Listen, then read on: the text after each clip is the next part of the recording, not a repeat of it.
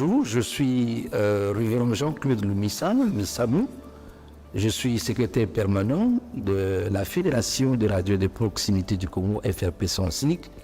Et j'ai donc la gestion quotidienne de la coordination de cette plateforme qui regroupe 650 radios installées à travers toute la République.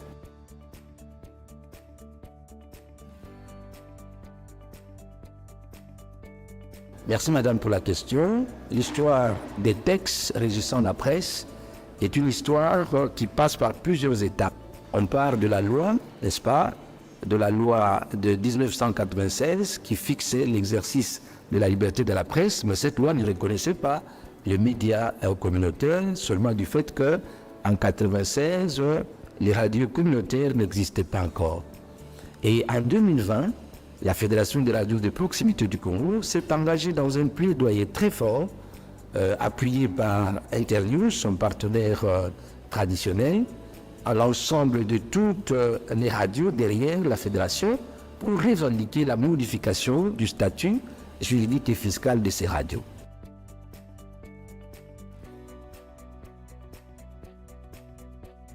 Il y avait le problème de l'existence légale, c'est-à-dire la reconnaissance juridique, le problème des taux très élevés, des taxes, mais aussi le problème du statut. Quel était finalement le statut de ces radios, alors que jouant des missions sociales, rendant service public et d'intérêt général, ces médias devaient être considérés comme de véritables auxiliaires, n'est-ce pas, du gouvernement congolais qui devait désormais en tenir compte.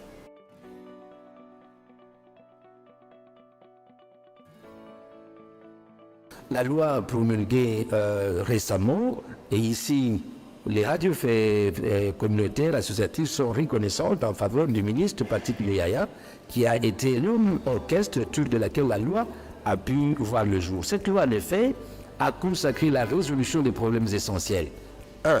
Les radios sont légalement reconnues comme des médias opérant en République démocratique du Congo. 2. La question des taxes est suffisamment réglée ou partiellement réglée dans la mesure où il est noté dans l'article 81 que ces taxes doivent être sensiblement révisées, réduites pour permettre aux radios leur existence. Et toi, le statut de radio, notamment, jouant une mission sociale en rendant des services d'intérêt public, a aussi été reconnu dans la loi.